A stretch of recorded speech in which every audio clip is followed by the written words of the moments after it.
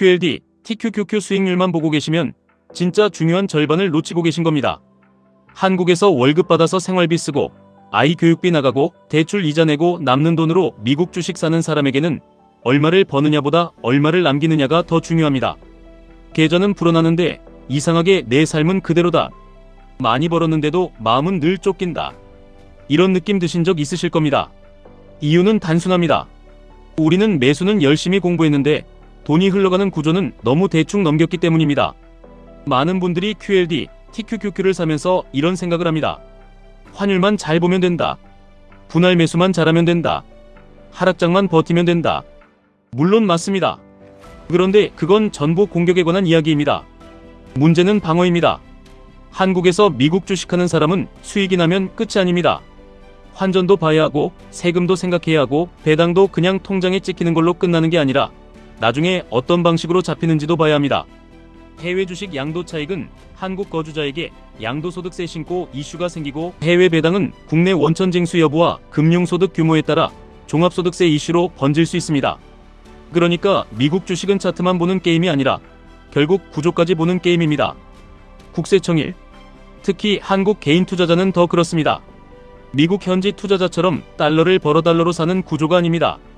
우리는 원화로 월급 받고 원화로 생활하고 원화 기준으로 자산을 계산합니다. 그런데 투자만 달러로 합니다. 이 말은 무슨 뜻이냐? 주가가 올라도 환율에 따라 체감이 달라지고 수익이 나도 실제로 손에 남는 돈의 감각이 달라진다는 뜻입니다. 그래서 한국에서 미국 주식하는 사람은 수익률 집착만으로는 오래 못 갑니다. 세후 수익, 환전 흐름, 계좌 구조, 가족 재무 흐름, 여기까지 같이 봐야 진짜 내 돈이 됩니다. 이번 내용에서 정말 중요한 핵심은 이겁니다. 사람들은 자기가 이미 준비됐다고 착각하는 지점에서 가장 크게 당합니다. 나는 증권사도 있고 세무사도 있고 회계 처리도 하고 있고 그냥 연말에 자료 내면 되겠지. 이렇게 생각합니다. 그런데 진짜 무서운 건 내가 괜찮다고 믿고 있는 그 구간에서 돈이 새고 있다는 겁니다. 로버트 기요사키 같은 사람도 큰 회계법인을 쓰고 있었지만 실제로는 중요한 세금 이슈를 놓치고 있었다는 이야기가 왜 무섭겠습니까?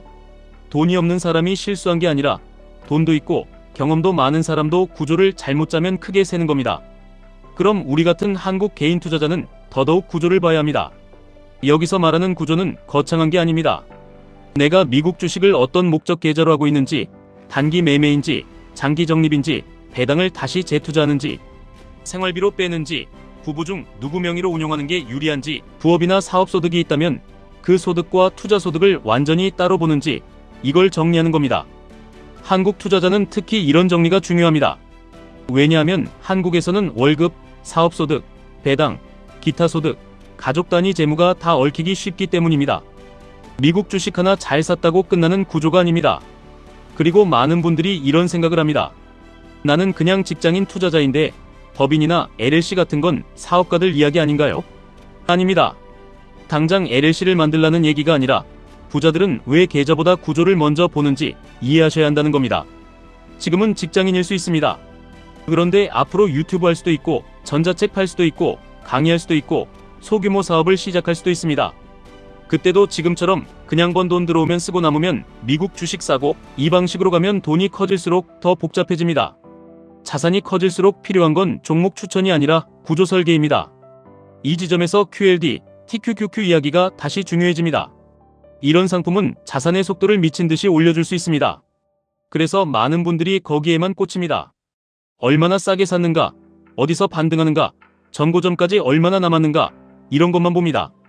그런데 속도가 빠른 차일수록 브레이크와 차체가 더 중요합니다. QLD, TQQQ를 쥐고 있다는 건 남들보다 빠르게 올라갈 기회를 잡는다는 뜻이기도 하지만 동시에 내 재무 구조가 허술하면 더 빠르게 흔들릴 수 있다는 뜻이기도 합니다.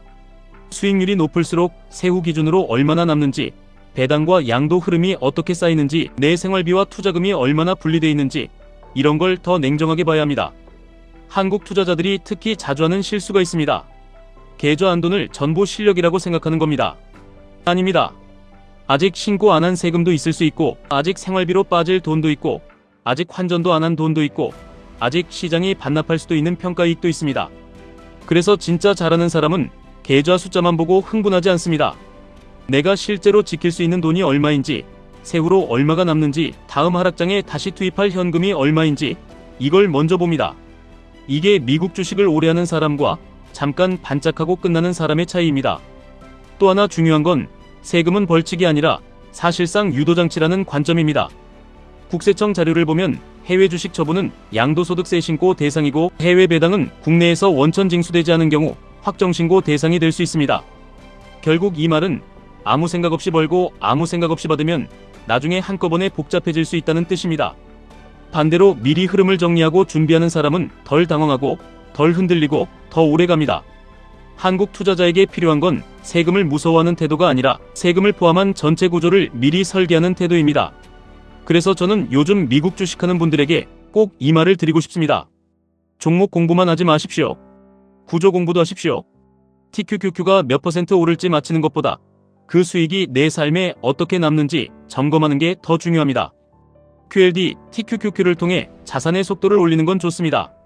그런데 그 속도를 버틸 수 있는 재무 구조가 없으면 결국 수익이 나도 불안하고 조정이 오면 무너집니다. 많이 버는 사람보다 버는 돈을 지킬 줄 아는 사람이 끝에 살아남습니다. 특히 한국에서는 더더욱 그렇습니다. 우리는 미국 주식 하나만 놓고 사는 게 아닙니다.